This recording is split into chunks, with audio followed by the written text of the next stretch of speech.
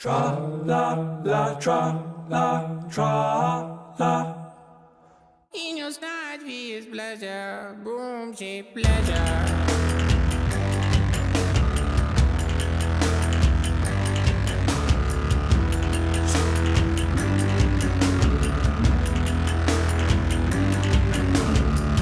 Deep greedy googling about the corner.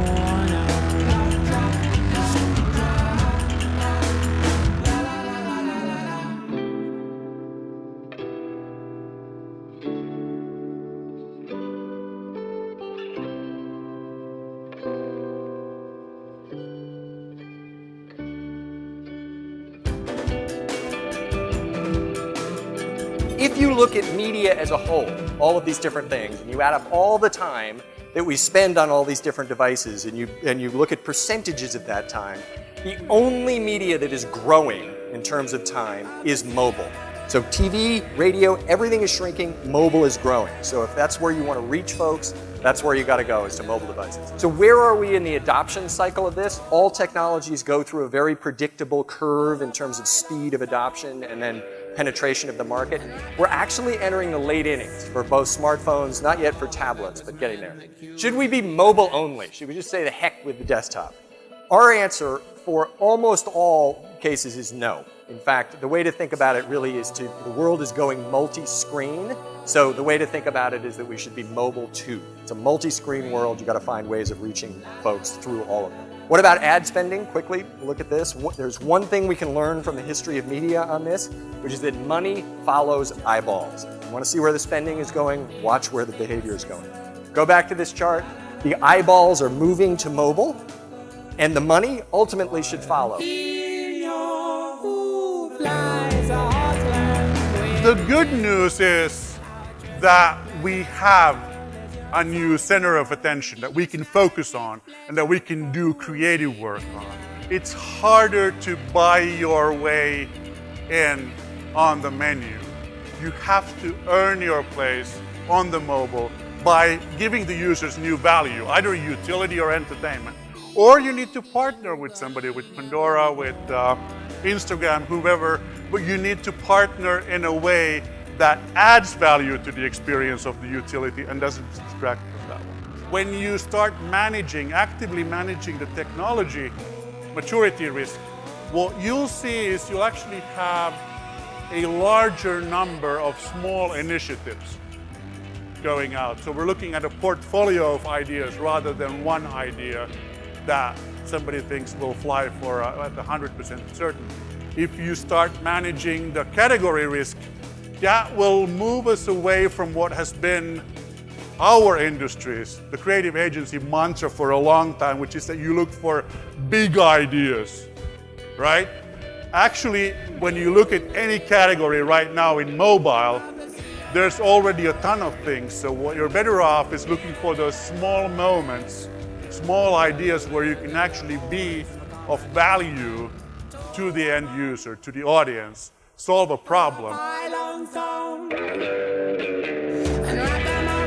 Personalization has been a trend that's been growing in popularity and getting better and better as a technology over the last 15 years. It's something that's impacting our culture, our fashion, and ultimately our media and technology. And if you think about it, the biggest expression of personalization is your smartphone.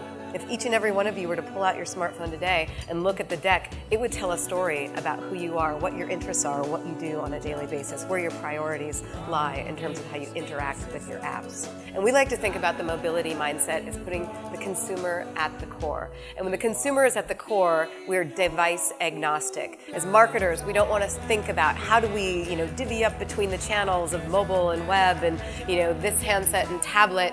What we want to think about is how do we reach the consumer first?